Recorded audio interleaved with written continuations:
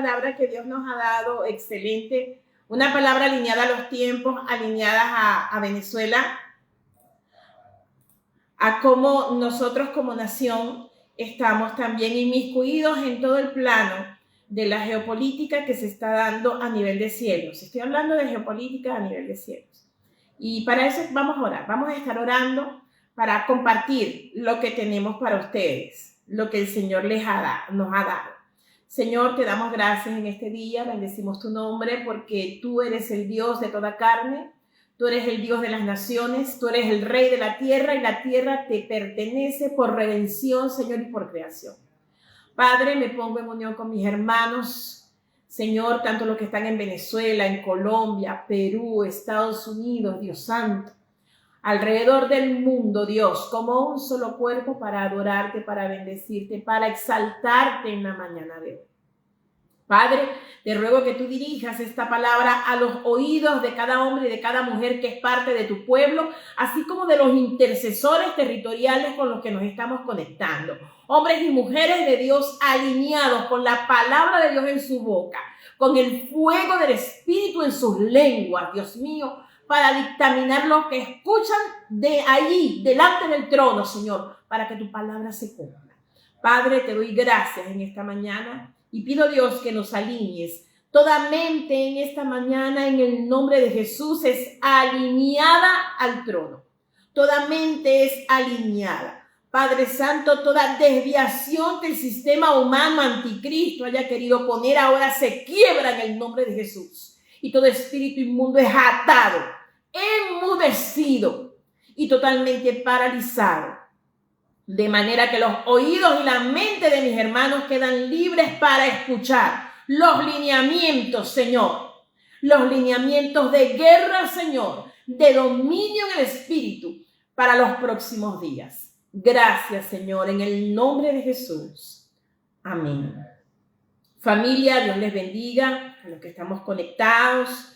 Qué bueno tenerlos acá. Vamos a abrir nuestras Biblias en el libro de Isaías. Hoy vamos a conversar sobre lo que es la unción que redime naciones. Libro de Isaías, capítulo 42. Vamos a leer desde el versículo 1. Este es un capítulo que siempre se ha dicho y se ha enseñado que habla sobre Jesucristo, habla sobre el Mesías y también es aplicado a la nación, porque en las versiones originales habla y le habla a Israel directamente. En la versión textual le habla a Israel, pero le está hablando precisamente a esa unción del Mesías. Vamos a leer Isaías 42 desde el versículo 1 hasta el versículo 3. Dice así la palabra del Señor, Isaías capítulo 42. He aquí que mi siervo yo lo sostendré, mi escogido, en quien mi alma tiene contentamiento. He puesto sobre él mi espíritu. Él traerá justicia a las naciones. No gritará, ni alzará su voz, ni la va a hacer oír en las calles. No quebrantará la caña cascada, ni apagará el pábilo que humeare. Por medio de la verdad traerá justicia. No se va a cansar ni se desmayará, hasta que establezca en la tierra justicia y las costas esperarán su ley. Que Dios bendiga su palabra. Esta es una palabra muy, muy buena. Recordemos que el libro de Isaías es llamado el Evangelio del Antiguo Testamento. Su tono evangelístico es muy conocido, además de su gran perspectiva mesiánica. Es uno de los profetas, el profeta Isaías, que es el más extenso en la profecía del reinado mesiánico, del reinado bajo el gobierno de Jesucristo. Es el que más nos da luz de lo que es la capacidad de gobierno del reino. Pero importante en estos versículos, cuando usted lee los versículos siguientes, inclusive de los versículos 5 hasta el final, él habla que él hace cosas nuevas. Él habla también de que él va a traer a cumplimiento las cosas y que anuncia cosas nuevas y que antes de que salgan a la luz, él la va a hacer notar. Él dice que a través de la disciplina va a traer bendición, que no va a guardar silencio. Él habla de una cantidad de cosas. Habla, por ejemplo, en el versículo 16, donde dice que Él va a hacer que los que caminen en tinieblas salgan a la luz de Cristo. Y esto es importante, porque Él habla de la unción de un gobierno de Dios. De eso es que Él está hablando en este capítulo 42 del libro de Isaías. El gobierno de Dios estatuido en la persona de Jesucristo. En la persona de Jesús. Y aquí, además de que se ve la realidad de la identidad del siervo, que en algunas versiones, como la textual, dice Israel, o sea que le habla a una caracterización como nación. Esta parte es muy importante porque vemos que Dios, en su naturaleza de gobierno, él establece a través de este capítulo, él establece que cada nación tiene responsabilidades delante de Dios con respecto a lo que ha sido llamado, a la unción que ha recibido como nación. Esto nosotros como intercesores necesitamos entenderlo muy claramente, porque los días por venir, en interceder por nuestras naciones, necesitamos porque sí, urgente, estar plantados en lo que Dios habla a cada nación y poder orar con respecto a eso. Y aquí vamos a ver los lineamientos en los cuales se establece el gobierno mesiánico, el gobierno de Dios en las naciones. Si bien es cierto, el gobierno perfecto de Dios va a venir con la venida de nuestro Señor Jesucristo, que lo estamos esperando, creemos en su venida, y que las señales de los últimos tiempos estamos más cerca que nunca. Como yo hablaba con alguien, si no son, pues se parecen igualito. Estamos en el contexto en este momento de una similitud con el libro de Daniel y el espíritu de Persia, que es algo que todos reconocemos y que de alguna manera varias naciones están inmiscuidas en su propósito profético ahora. Y es allí donde la iglesia, la verdadera iglesia, está enrolada en una intercesión de guerra, en una intercesión realmente alineada a la ley de Dios, a la justicia de Dios. Pero si no se anuncia, quizás no se conozca lo que se debe hacer en su momento. Isaías 42 es la unción del Mesías, que no solamente nos habla de su identidad como siervo, sino que también él establece un tipo de gobierno espiritual que en su corazón o en su tema debe alinear a las naciones con el propósito divino. ¿Qué quiere decir? Cuando Dios crea a las naciones, óigame bien, porque quien crea a las naciones es Dios, a cada nación Él le da un propósito y la bendice territorialmente con respecto al lugar donde está. Y nosotros lo podemos ver, ese principio, en la unción a las tribus. Cuando Dios establece que Israel se cimenta en su tierra, allí en Israel, Él establece también la forma en cómo ellos van a tomar la tierra. Y establece parte para Zabulón, parte para Judá, parte para Isaacar, parte para Neftalí. Pero no solamente eso, sino que les dice, ustedes van a tener esto para, por ejemplo, en el caso de Zabulón, en el caso de Isaacar, en el caso de Judá, que son las del este, que son las tribus del este, que están en la parte alta de la zona de Israel, tienen dones espectaculares para, escúchame bien, para poder trabajar en la finalidad por la cual están en el territorio. Ese es un principio que nosotros extraemos de la repartición de las tribus. Quiere decir entonces que Dios ha puesto cada nación en cada lugar y le ha dado de la riqueza o de los lugares estratégicos donde están para que cumpla su objetivo eterno en Dios. Y esto es importante, que nosotros cuando clamamos por una nación, cuando clamamos por Colombia, cuando clamamos por Estados Unidos, cuando clamamos por Perú, Argentina, Europa, Venezuela, nosotros estemos alineados con su modelo según el Espíritu. Porque si nosotros oramos, clamamos, intercedemos por nuestras emociones, pues recuerden que Dios cumple su palabra, no la nuestra. Vamos a quedar ahí claros. Somos intercesores maduros para entender, comprender que nosotros oramos con respecto a los principios legales establecidos en la Escritura. Y por eso es que cada revelación debe ir alineada a la revelación escritural.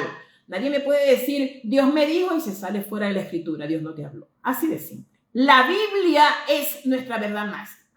Es la verdad de Dios esta tu vida. Entonces, en base a eso, nosotros hoy vamos a delinear de una manera estratégica, de forma de gobierno, cómo vamos a estar orando durante las próximas semanas. En este momento estamos en las vísperas del Pesaj. A los hermanos de la escuela profética que estamos mirando, estamos estudiando las fiestas proféticas, entendemos que estos periodos de tiempo son solamente una ilustración de la eternidad cuando se mete en el tiempo y Dios hace operaciones en el tiempo a su creación, en especial a lo que somos nosotros, los seres humanos, para seguir llevando a cabo su propósito. Bien. Nosotros en la parte de Isaías 42, cuando está hablando de que Él va a traer justicia, de que Él no va a quebrar la caña cascada, de que no va a apagar el pábilo que humea, sino que Él va a alinear con verdad. Escúcheme, eso me llama mucho la atención, porque en Isaías 42, exactamente en el verso 3 y 4, dice que Él no va a quebrar la caña cascada. Él no va a pagar el pábilo que humea. Por medio de la verdad, vean el estamento o la estructura de gobierno. Por medio de la verdad traerá justicia. No se va a cansar, no se va a desmayar hasta que la tierra se establezca en justicia. O sea que la unción del Cristo no tiene descanso hasta que las naciones se alineen. Esa es la razón de su segunda venida. La razón de su segunda venida es cumplir, es alinear a las naciones al propósito de Dios. Y aquí nosotros vemos dos elementos particulares para la institución, para unirnos a Dios en su trabajo en este momento, en que las naciones están sufriendo golpes fuertísimos a todo nivel, porque es Dios el que lo está haciendo. Es Dios el que tomó el báculo, es Dios el que tomó el martillo y Él es el que va a poner el orden. Por eso nosotros nos alineamos a Él y a su palabra y miramos hacia el trono cuando estamos de rodillas, porque de allí es que depende nuestra oración y de su palabra escrita. Y hay dos líneas en este término, vamos a conseguir dos líneas importantes. Primero, la justicia. Y segundo, la misericordia en conjunto con la mansedumbre. Pero aquí lo que más llama la atención es la mansedumbre. Vean, estos términos los vamos a explicar. Lo que es justicia según Dios, porque aquí tenemos justicia social, justicia de no sé qué, justicia, no. Justicia según Dios, que es la única legal. No existe otra. ¿Ok? Justicia de Dios. Y lo que es mansedumbre. Nosotros definimos como justicia lo que Dios llama justicia. La Biblia nos enseña a nosotros que Dios, uno de sus atributos es que Él es justo. Entonces, ¿cómo nosotros decimos qué es justicia? Todo lo que se alinea a Dios en su santidad es justo. Todo lo que se alinea a Dios en su santidad es justo. Y esa es su línea de gobierno. Ahí no hay discusión alguna. La justicia de Dios depende de la verdad, porque recordemos que Él es la verdad. Jesucristo lo dijo, yo soy el camino, la verdad y la vida. Para nosotros la verdad no es un concepto como lo es para la psicología, para la filosofía, no. Para nosotros la verdad es una persona. Escúcheme, para nosotros, el pueblo de Dios, la verdad es una persona. Por eso, el gobierno de Dios está fundamentado en Cristo Jesús. La justicia de Dios, que también la vemos en la santidad, ellas dos van de la mano, la santidad y la justicia. Ellas, la ley establecida, o sea, la ley práctica se llama justicia. Lo voy a volver a decir. La ley práctica se llama justicia. Por eso es que Pablo allá dice No, recuerdo que es el libro de Romanos, si no me equivoco, dice, no hagáis vuestros miembros partícipes de la injusticia, sino que sean partícipes de la justicia, operadores de justicia. La justicia es la ley práctica y debemos entender estos términos para lo que viene. Debemos entenderlo como iglesia que ora, como iglesia que clama, como iglesia que hace guerra. Nosotros debemos entender los términos prácticos de la justicia. Porque cuando no hay términos prácticos de justicia, cuando la justicia no se aplica, se vuelve inútil. Aunque la palabra de Dios jamás, nadie la puede inutilizar. Pero hay términos en los cuales se hace merecedor del juicio. Y más adelante vamos a hablar de eso. Entonces, nosotros vemos que dentro del propósito de la unción de gobierno en el Mesías está alinear a las naciones al propósito de su llamado. O sea, cada nación tiene un llamado. Aquí en este salmo, en este capítulo de Isaías, que es el que más nos habla del reino mesiánico, nos dice que hay dos cosas fuertes, hay dos fuerzas que trabajan, y lo vamos a ver a lo largo de la escritura, que es la justicia y la mansedumbre. La justicia, ¿por qué? Porque la justicia es el carácter del gobierno, o sea, lo que le da carácter legal al gobierno es el ejercicio de la justicia, y para eso está puesto un ente gubernamental. En la Biblia, en conjunto con la mansedumbre, hasta donde nosotros podemos ver en la escritura, Él es justo. Y como Él es justo, Él recompensa lo que se parece a Él y castiga lo que no se parece a Él. Esto, mi hermano, es totalmente innegociable, ¿ok? Él siempre va a recompensar lo que se parece a Él, y lo que no se parece a Él, pues simple y llanamente lo castiga. Recordemos que la Biblia enseña que en justicia está cimentado su trono. Recordemos que Jesús es nuestra verdad. Él es la verdad y la vida. La justicia, entonces, podemos decir que es la expresión, óigame bien, factible de la ley. Cuando nosotros decimos que es la expresión factible de la ley, es la aplicación práctica de la ley. Eso es justicia. Por eso es cuando Jesucristo dice, busca primeramente el reino de Dios y su justicia, y las demás cosas serán añadidas. Él está hablando de los aspectos prácticos de la ley de Dios. No estoy hablando de la ley mosaica como la conocemos. Estamos hablando de la ley de Dios en el carácter de Dios como santo. Entonces, según lo que podemos ver en la Escritura, los hechos en justicia son aquellos que traen orden y te alinean con el diseño original de lo que se ajusta a Dios. Según el Salmo 89:14, el trono de Dios está cimentado en justicia.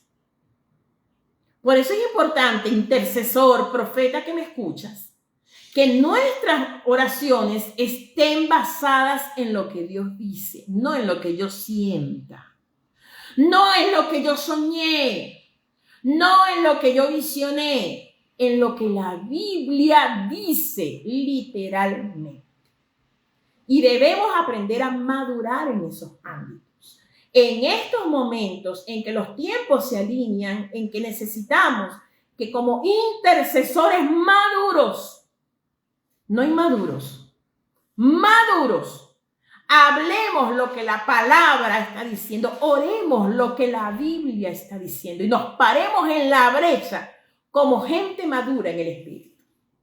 Bien, hasta ahora podemos ver entonces que la justicia es todo lo que se parece a Dios y que Él va a alinear a su justicia a las naciones. Ahora, entremos a lo que es mansedumbre. La palabra mansedumbre es bien importante.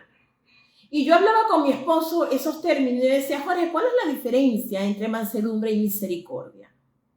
¿Cuál es la diferencia? Y Jorge me dice, la diferencia es muy grande, Keila.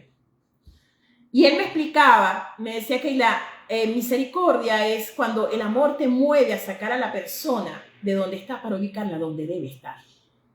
Del lugar de miseria donde el pecado la pudo haber puesto y la pone en el lugar donde Dios ha destinado en su propósito eterno poner al ser humano. Y yo le pregunté, ¿y manso? Me dijo, Keila, el manso es inofendible. Esa parte me estrelló la cabeza. Keila, el manso no se ofende. Él es inofendible. Esta persona que tiene mansedumbre camina siempre mirando hacia otra parte, porque para él no existen las ofensas. Y no es que no la reconozca, no. Él la reconoce cuando se le ofende.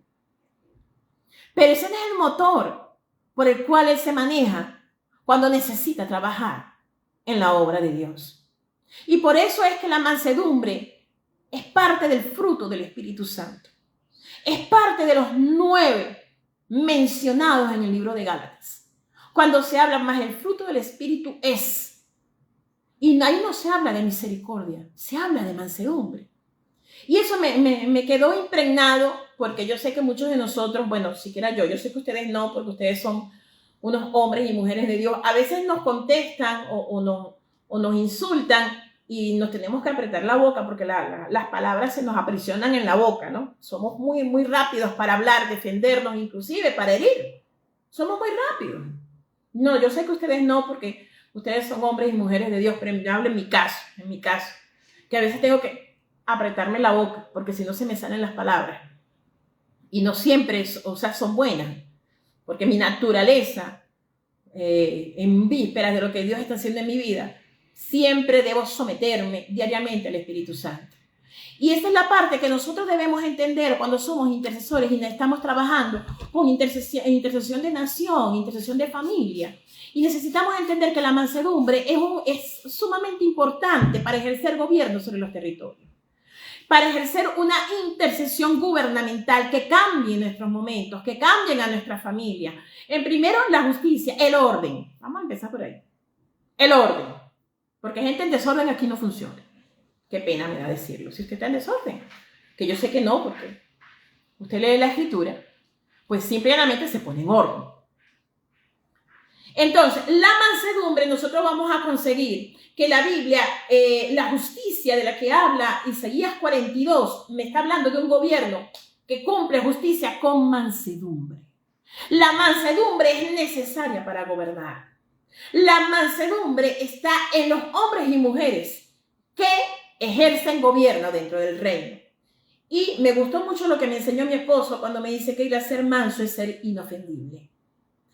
Y me dio varios ejemplos, lo vamos a ver en Moisés. La Biblia dice en Números 12:3 que era el hombre más manso sobre la tierra. Pero la mansedumbre no es ser tonto. Era como decía el Chavo del 8, yo soy manso pero no menso. No es ser tonto, no es tener una actitud pasiva.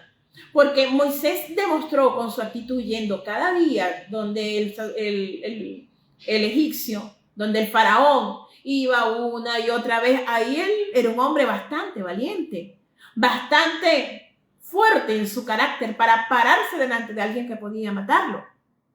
La mansedumbre de Moisés lo llevó a conquistar, a avanzar con más de 3 millones de personas, que por cierto no era el mejor equipo. Inclusive a hacer guerra y a matar a sus enemigos. Esa es la mansedumbre de la que la Biblia habla. La podemos entender. Lo vamos a entender conforme vayamos avanzando a que la Biblia llama mansedumbre. Y que todo ese sistema mental griego que muchas veces tenemos de conceptos bíblicos que no son bíblicos nada, sino que nos los hemos creado por nuestras propias deidades, ídolos mentales, hoy en este momento se rompan en el nombre de Jesús. Moisés es uno de los ejemplos según Números 12:3. Otro de los hombres a quien se le considera manso de corazón es el rey David según 1 Samuel 13:14, que dice que tenía un corazón conforme al corazón de Dios. Imagínense David conforme al corazón de Dios. Y cuando él intenta hacer el templo, cuando él intenta construir el templo, el Señor le dice no. Y uno el profeta Natán le dice, no puedes porque has derramado mucha sangre. Entonces vamos a ubicarnos, vamos a ponerlo en contexto. ¿Qué realmente hemos entendido hasta ahora por mansedumbre que es tan necesario para ejercitar intercesión de gobierno? 3, nuestro Señor Jesucristo, el ejemplo máximo de la mansedumbre. En Mateo 11:29 dice que lo seamos como Él. Él mismo le dice. Mateo 11:29, yo soy manso y humilde de corazón. Y sin embargo, era tan manso y humilde que los llamó fariseos hipócritas, que les volteó la mesa a los cambistas. Esa es la mansedumbre.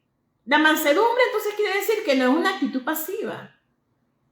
La mansedumbre marca la diferencia. ¿Cómo lo vamos a notar?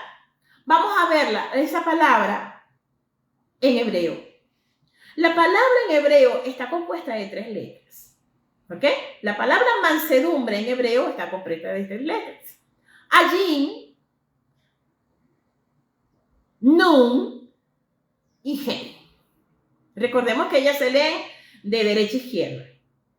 Allí, Nun y He. Esas 3 letras significan o se escribe mansedumbre. Cuando tú vas al significado de cada letra, la gematría de cada letra, allí significa visión. Allí te habla del ojo, del que ve, del que puede vislumbrar, del que puede ver el diseño. Allí, o sea, el manso tiene visión. Por eso es inofendible. Por eso él no se ofende. Porque el conocimiento que tiene, que es sobrenatural, le hace ver que más allá de esa ofensa, hay algo mucho más alto que alcanzar, por lo cual esa ofensa no es nada. O simplemente es la respuesta de alguien que no entiende el propósito de Dios, que no entiende el diseño de Dios. Allí te habla también, y el número allí es 70. Recordemos que en hebreo las palabras son números, no es como nosotros que tenemos los números arábigos y un alfabeto, ¿verdad? No, en hebreo el mismo alfabeto le sirve de número. Entonces, la letra Ayin vale 70, que es la culminación de tiempos. Ayin es 70, culminación de tiempos. Vean lo que está inmiscuido en la mansedumbre.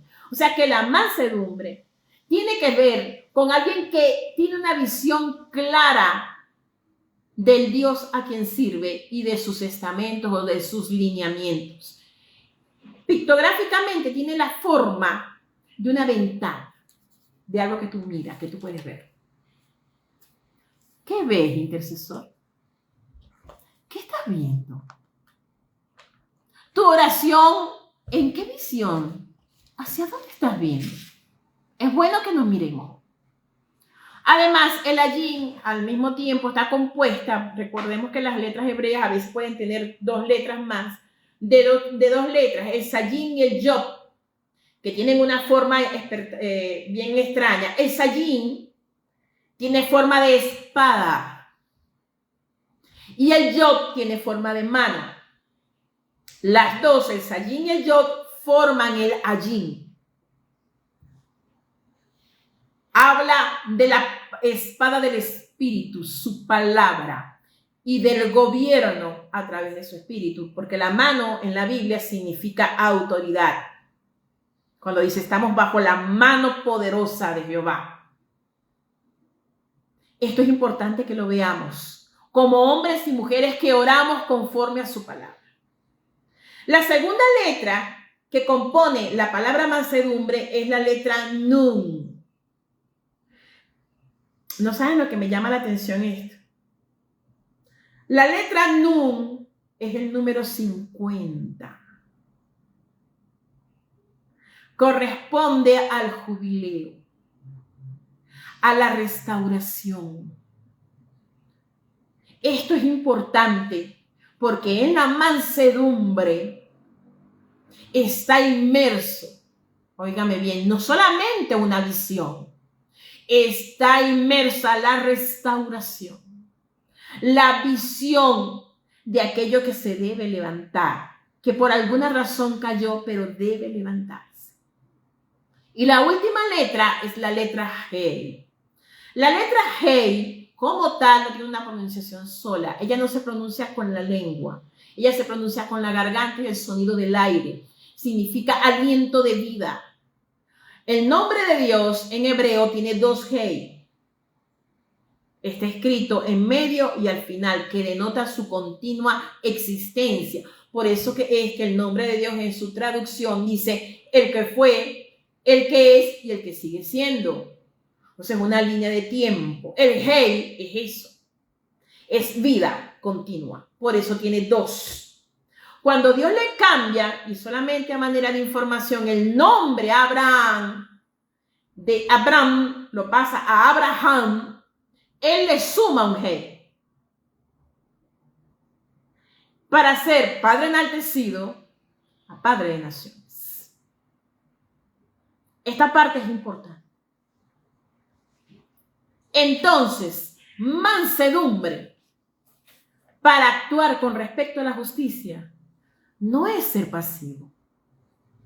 Y justicia no es simple y llanamente realizar actividades. No.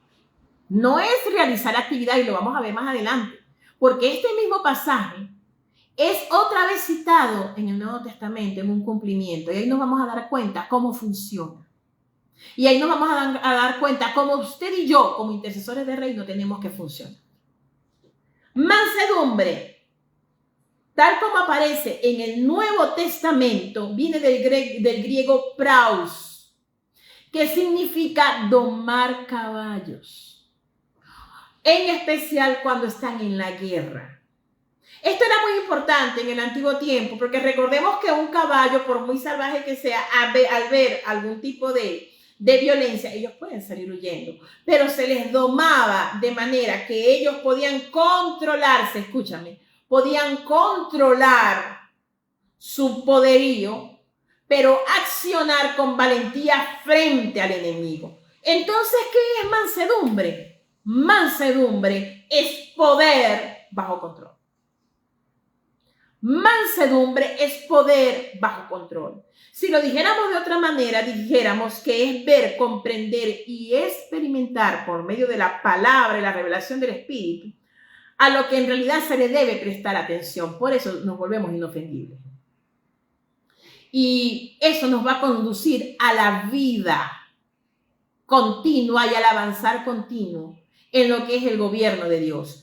Y me llamó la atención porque hay un ejemplo que ellos ponen y lo llaman martillos mansos. Y me llamó porque nosotros conocemos el martillo y no es precisamente porque es manso, sino porque es muy fuerte. En joyería, en orfebrería, cuando se hacen joyas, cadenas de oro, de esmeraldas, ellos utilizan algo que llaman martillo manso. Este martillo puede ser de silicona, de goma, es utilizado para darle forma a las piedras con firmeza, pero sin dañarlas. A eso se le conoce como martillo manso. Y en sí la mansedumbre es eso, es un martillo manso. ¿Ok? No es completamente algo que se queda en el espacio, no. Es algo que da golpes certeros sin quebrar. Por eso es que tú ves en el pasaje que dice que no, óigame bien, no va a quebrar la caña cascada, ni va a apagar el pábilo que humea. Ahí habla de mansedumbre. ¿Por qué? Porque la fuerza quebró la caña. Estas dos figuras las vamos a ver bien detalladas. ¿Por qué la Biblia utiliza la caña? ¿A qué no entendemos? Hay dos vertientes. Primero, esto era una planta que crecía muchísimo a las orillas de los ríos y en la vida pastoril de los judíos y de agricultura, ellos conocían esta caña. Pero la caña que se daba, ella es agujereada como nuestro bambú, el bambú que nosotros conocemos, pero mucho más delgada, mucho más endeble, mucho más débil. Y era lo que muchos utilizaban, era lo que muchos no utilizaban cuando estaban en el campo, le daban forma con las manos y podían hacer una especie de flauta para hacer música, para entretenerse en sus momentos de ocio. ¿Ok? Y eso es lo que muchos dicen que allá en el Salmo cuando hablan los judíos, dice que cuando ellos iban junto a los juncos, dése cuenta, los babilonios le decían, cántenos las canciones. O sea, ellos hacen allí referencia a que los judíos eran muy buenos en fabricar de allí una especie de flauta y eran conocidos por sus alabanzas. Quiere decir que esta caña cascada está haciendo referencia a sistemas de adoración que han sido quebrados, a adoraciones que han sido apagadas. Y esa restauración debe pasar en nuestro tiempo. Pero también está muy relacionada porque hay un cáñamo que se utiliza cuando se hacía el aceite de la unción. Dice que era muy perfumado y se utilizaba. Y cuando la Biblia habla de esto, no está hablando de cosas que han sido quebradas y que son necesarias hoy restablecer en el orden de Dios para avanzar en el gobierno. La adoración verdadera y la unción verdadera. Otra de las cosas que también aquí habla es del pábilo que humea. El pábilo es ese pedacito de tela. Ustedes saben, ellos utilizaban como decía, un alabastro, un frasco de barro. Ahí echaban el aceite de oliva y le ponían una mechita de lino, de tela, de lino. Y ahí ardía, pero llegaba un momento en que se consumía tanto, y ustedes lo hemos visto, que ya en vez de dar luz, lo que hacía era botar humo y ensuciar todo. ¿Qué hacemos nosotros cuando le pasa eso a nuestras velas? Por decir algo, nosotros le quitamos y lo botamos. Pero la Biblia dice que Él no lo va a quitar. Hay algo importante aquí. Y voy a utilizar, porque es el estamento que conocía Isaías. Isaías era de origen sacerdotal.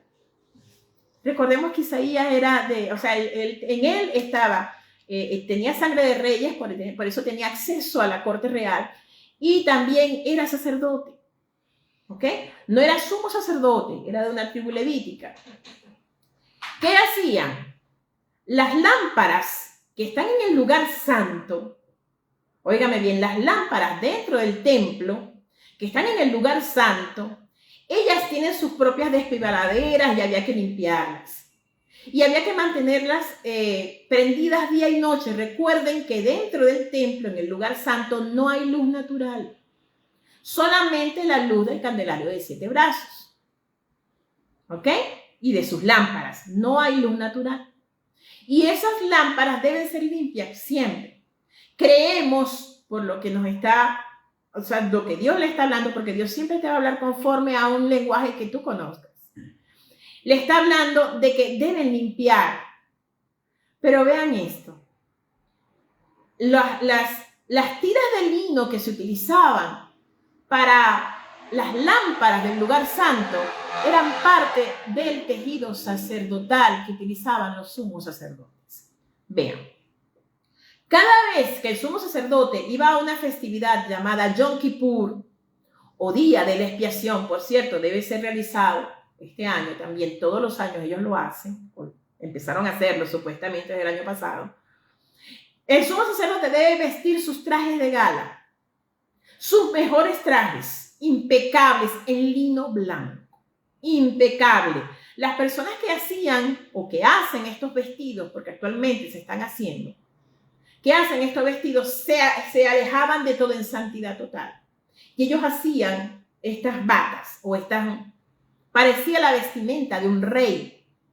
Por eso es que nosotros vemos que hombres como el marido de Esther, Asuero, ellos mandaban a buscar los ropajes porque el ropaje del sumo sacerdote era muy parecido a la de un rey.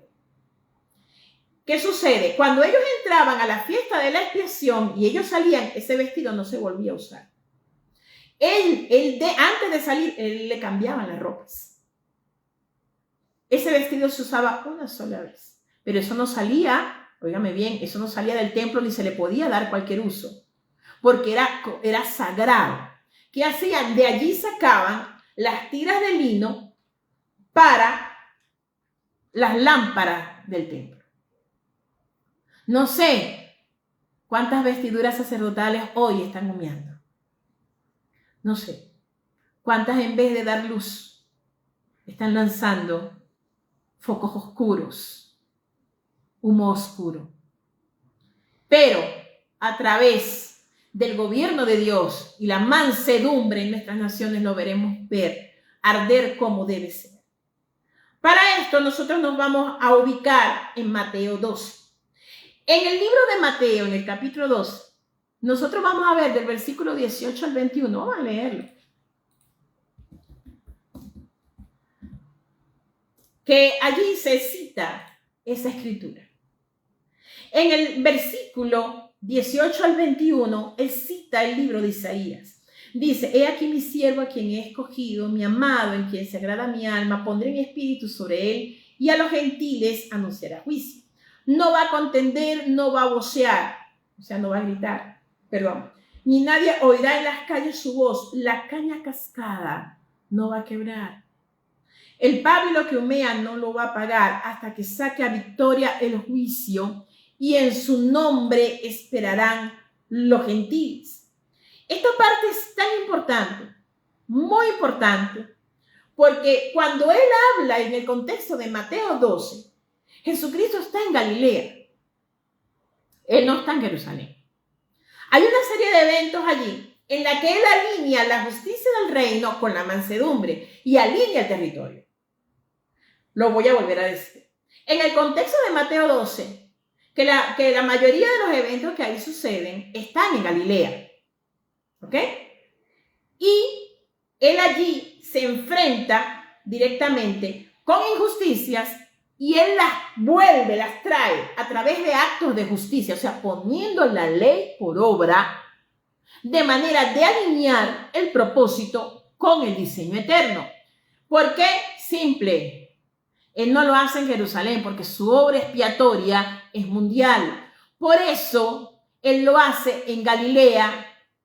Uno, porque Galilea era una ciudad levítica, una ciudad de refugio y tiene un símbolo especial de redención a los que cometen faltas contra la ley. Dos, según Génesis 49, era parte de la tribu de Zabulón y tenía que ver con prosperidad. Tres, la palabra utilizada ahí está en Isaías 9, del versículo 1 al 6, y la llaman Galilea de los gentiles. El Señor inicia su ministerio en un lugar donde vivían gentiles. Por ser puerto, Galilea, había mucha afluencia de gente no judía. Y es allí donde él inicia su ministerio, es allí donde él toca en justicia a las naciones. Él está hablando a las naciones. Él está trayendo al diseño de Dios a las naciones. Hasta ese momento su trato había sido directamente con Israel. Pero ya al entrar en un territorio gentil, o mejor dicho, al tocar un lugar donde tenía acceso a los gentiles, él está aperturando el reino y la justicia de Dios a lo que es los gentiles, lo que es la iglesia hoy. ¿Cuál era la situación de Galilea? Pude sacarlo. Dice que Galilea en los tiempos de Jesús, cerca del siglo I después de Cristo, era una región de contrastes, caracterizada por una pobreza generalizada del campesinado. Había hambre, impuestos altísimos de los romanos, herodianos. Había una fuerte presión social por mantener un honor y aunque era fértil, la explotación económica provocaba el 90% de la población viviera al límite de la subsistencia. Increíble. Ahora vemos, Jesucristo allí, en ese lugar donde podía confluir los gentiles y los judíos, él empieza a alinear principios. Opera en actos de justicia. Él empieza a alinear principios de manera que nosotros podamos entender que la verdadera alineación de una nación no tiene que ver con formas, sino con principios. La verdadera justicia no son actividades, sino principios que cambian los territorios. Cuando nosotros vemos, y voy a leer un versículo que nos va a ubicar. Versículo 1 de Mateo 12. Él entra al lugar. En aquel tiempo iba Jesús por los sembrados, subrayan la palabra sembrados, en un día de reposo y sus discípulos tuvieron hambre. Y comenzaron a arrancar espigas, subrayan la palabrita espigas, y a comer. Viéndolo los fariseos le dicen, he aquí tus discípulos hacen lo que no es lícito en el día de reposo. Pero él les dice, ¿no habéis leído lo que hizo David? Y cuando él y los que con él estaban, entró en la casa de Dios y comió de los panes de la proposición, que no era lícito comer ni a él ni a los que estaban con él, sino solamente a los sacerdotes. ¿O habéis leído en la ley cómo el día de reposo los sacerdotes en el templo profanan el día de reposo y son sin culpa? Pues os digo que uno mayor que el templo está aquí. Y si supiese lo que significa misericordia quiero y no sacrificio, no condenarías a los inocentes. Porque el Hijo del Hombre es Señor del día de reposo. ¿De qué le está hablando Jesús? Vamos a ubicarnos en el tiempo. Nosotros los que estamos les hablo a los hermanos que están en escuela profética, tienen más responsabilidad que el resto. Él está diciendo que entren en un día de reposo, que están en tiempo de cosecha, dice que comenzaron a arrancar las espigas. ¿De qué fiesta estaríamos hablando? Recordemos unas semanas atrás, si usted no ha leído, no ha visto la escuela profética, lo invito a entrar en Facebook, ahí están algunas escuelas proféticas, algunas grabaciones. También lo va a conseguir en YouTube, en mi canal Keila Gutiérrez, y en un blog hacia Nuevos Horizontes. O sea, Jesús está haciendo su entrada en un momento como este. Prácticamente es la misma fecha. Porque, ¿qué sucedía? Se necesitaba, recuerden escuela profética, se necesitaba que la cebada estuviera en su punto para dar el conteo del mes de Abib, que era para empezar a contar para Pascua y primicia. Pero ¿qué sucede? Los discípulos tenían hambre. Ellos vinieron, o sea, no habían cosechado, evidentemente. Ellos toman a ver y comen porque tenían hambre. Y los sacerdotes dicen, se atrevieron a comer y todavía las primicias no han sido llevadas al sumo sacerdote. Eso fue lo que le dijeron. Era un día de reposo que iniciaba porque estaba iniciando la cosecha. Y Jesucristo por eso les habla, le dice, caramba, pero ustedes sí son bravos. Ustedes no se acuerdan cuando David comió de los panes de la proposición. Ustedes hablan de que no se puede hacer nada. ¿Y qué hacen los sacerdotes en el templo? ¿No trabajan acaso? Es más, yo soy el Señor del día de reposo. Si Jesucristo les está diciendo, ustedes guardan la fiesta de las primicias, pero en realidad el principio de las primicias no es dar. El principio de las primicias es que yo soy tu proveedor. No voy a ahondar en ese tema en estos momentos. Pero ¿cuántas veces nosotros brincamos los principios para darle importancia a las formas? Lo importante no era la fiesta de las primicias. Lo importante era que el tipo se estaba cumpliendo delante de ellos. Las primicias estaban delante de ellos y ellos no lo vieron. El iniciador de tiempos estaba allí y estaba marcando un territorio para iniciar un tiempo nuevo sobre la humanidad y ellos no lo vieron. No lo pudieron ver. ¿En qué tiempo estás tú? ¿Estás al término o al inicio de una temporada? ¿Puedes reconocer o estás lleno de formas?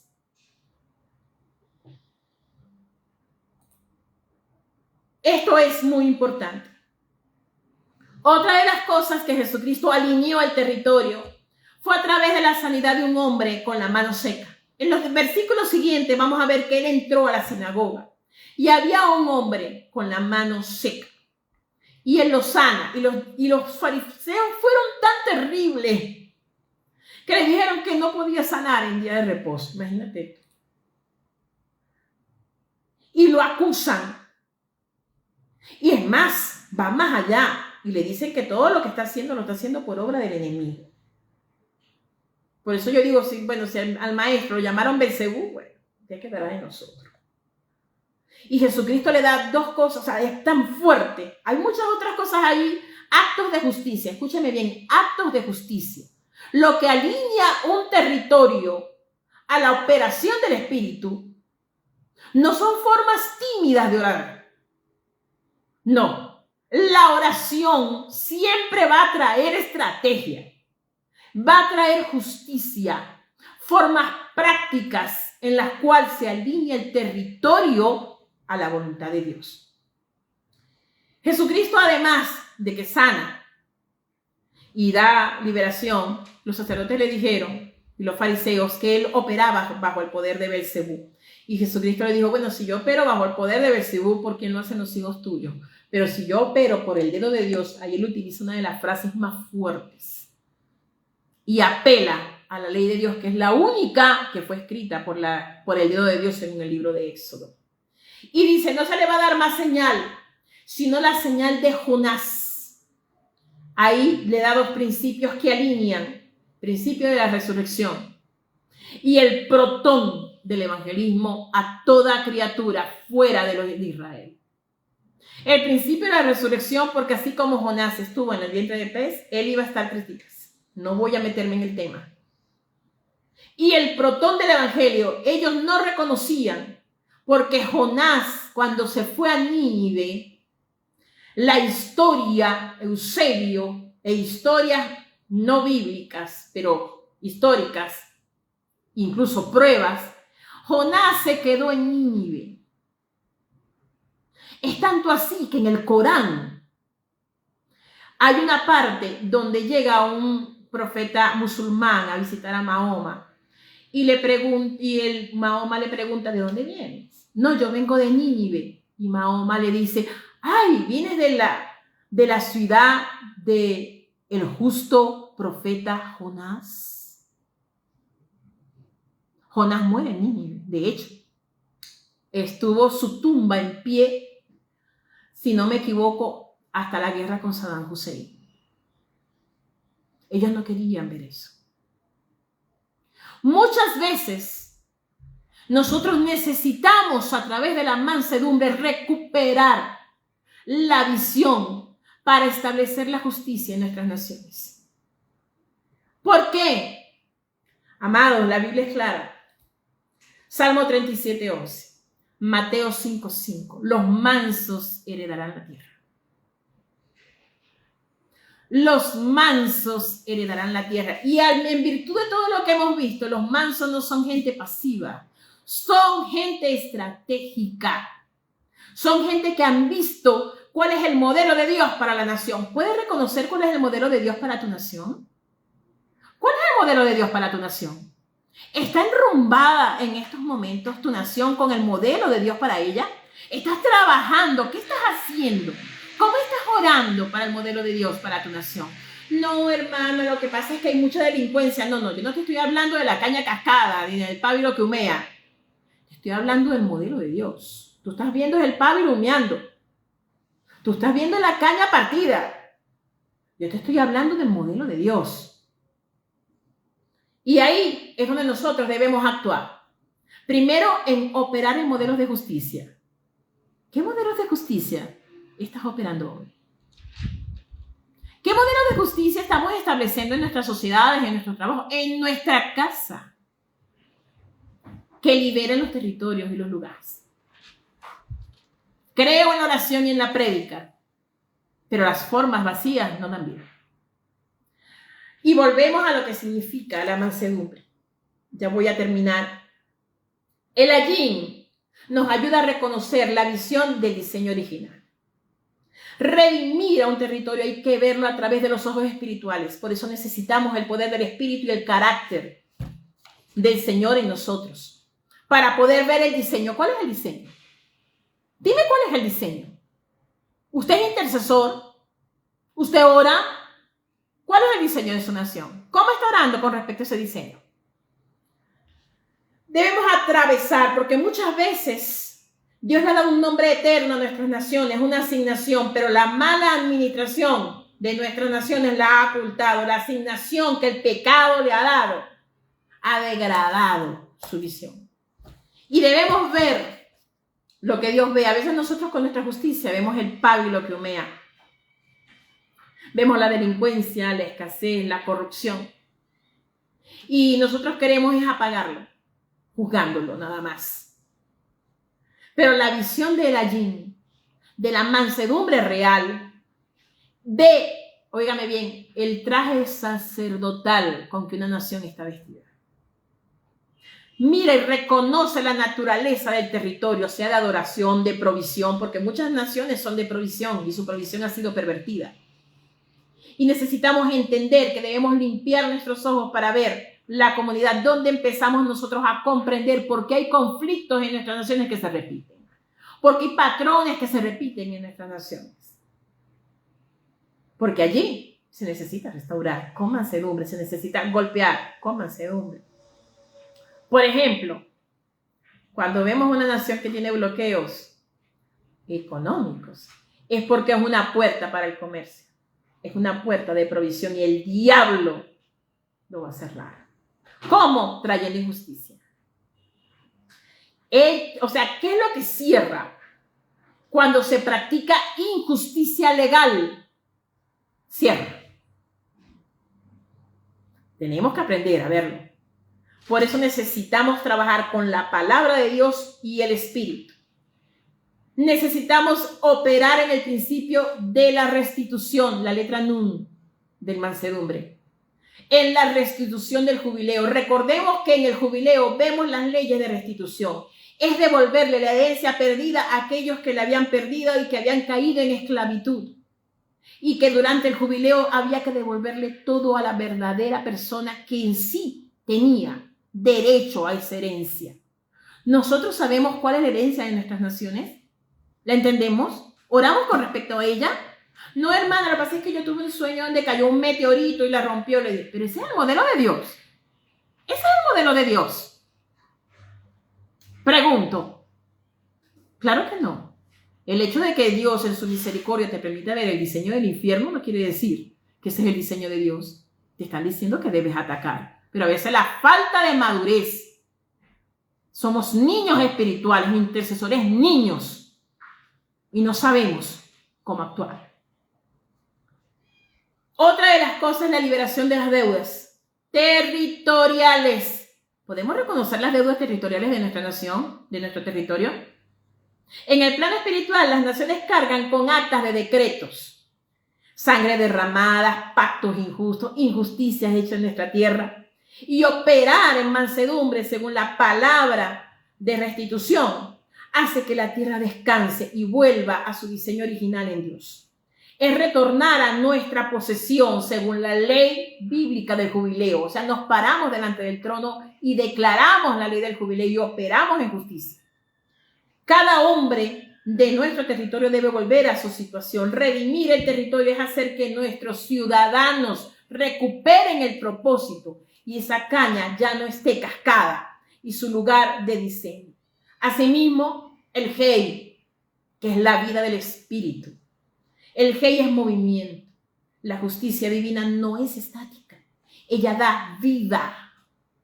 Y necesitamos movilizarnos con respecto a esto, intercesores.